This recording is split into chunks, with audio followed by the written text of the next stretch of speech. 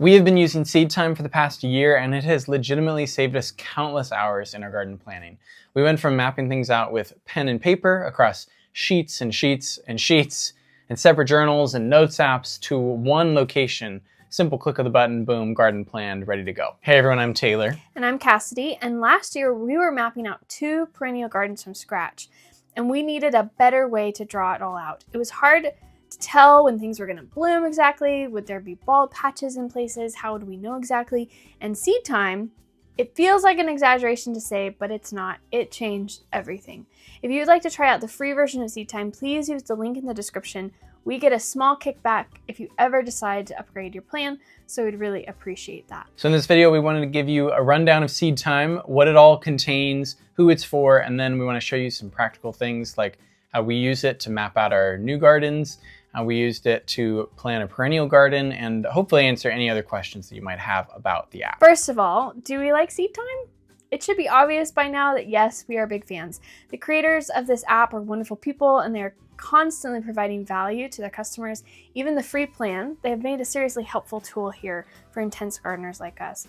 There are a few drawbacks that we'll get into later, but by and large, we love SeedTime. So what is it? Let's get into it. There are 4 main components of SeedTime. There's the calendar tool, the layout tool, the weekly tasks list tool, and the journal tool. So starting with the calendar, this is basically the way that you input and schedule everything.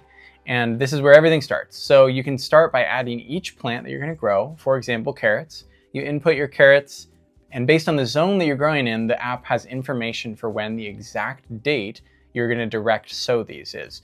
Let's choose another crop, tomatoes. For these, you'll start them from seed indoors, and based on your zone, SeedTime will tell you exactly when you need to start them, transplant them, harvest them, etc.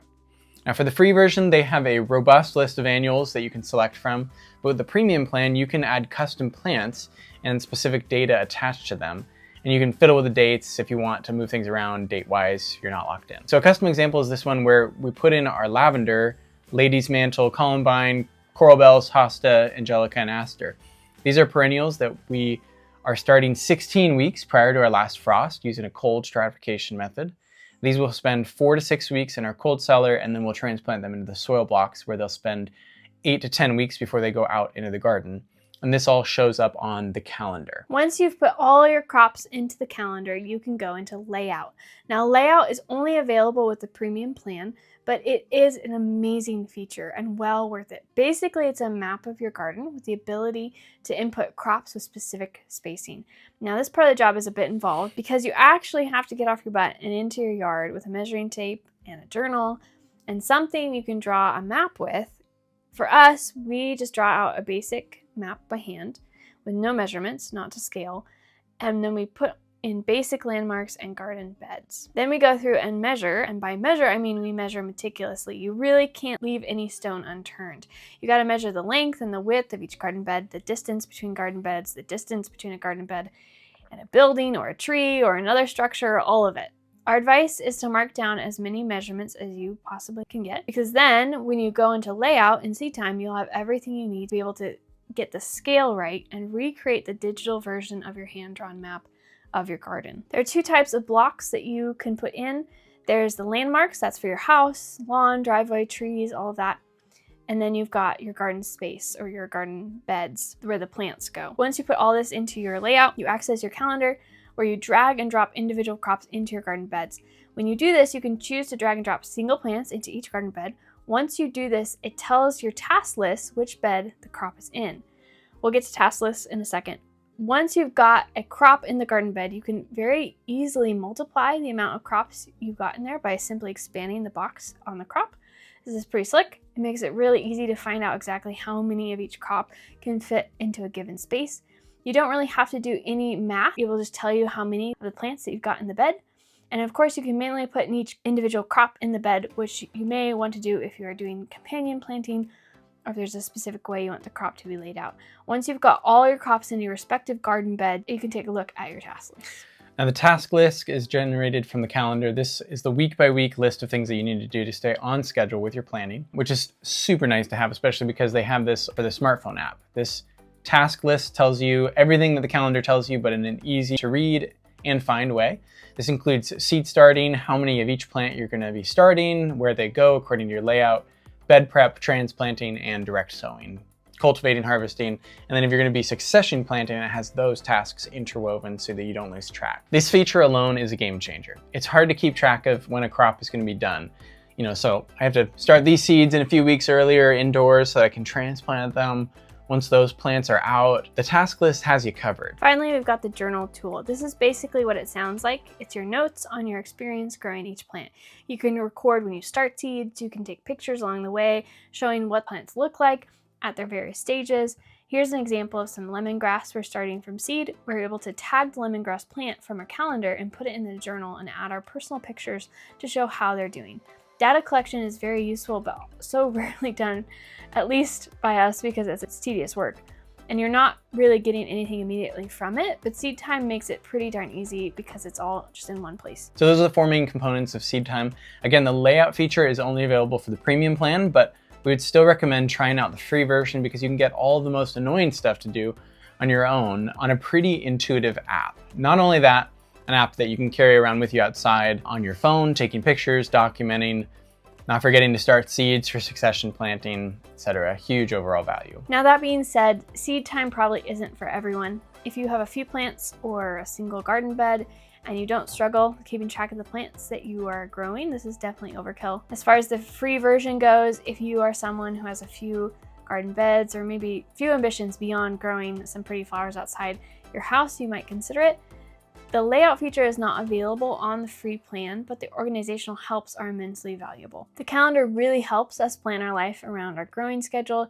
Even on a much smaller scale, it'd be nice to have to even just visualize when different important events are happening, like seeding, bed prep, transplanting, harvesting. This is all so nice to have on a calendar and a weekly list of tasks. It's all very intuitive to use, easy to change or adjust dates to meet your planning needs. For the premium account, we can say for us, we wouldn't realistically be able to keep a handle on all the plants and tasks and layouts that we're working on without it. We work jobs, we've got kids, and gardening still falls into the personal passion category. So a tool like this is a borderline essential. We'll get into how we tried to do this before, but needless to say, we're really grateful to have such a cool tool at our disposal. If you're thinking about upgrading, we recommend trying the premium account for people who are more intense about growing more of their own food, or who want to garden for market. Succession planting becomes very smooth when you can see it all on the layout. If you're growing hundreds of plants, SeedTime's got your back. And if you're growing unique or specific plants with specific needs, or if you're doing experiments, you will want to be able to modify or create custom crops. And for that reason, the premium account is really nice to have. Previously, the way that we stayed organized with our gardens was just with pen and paper.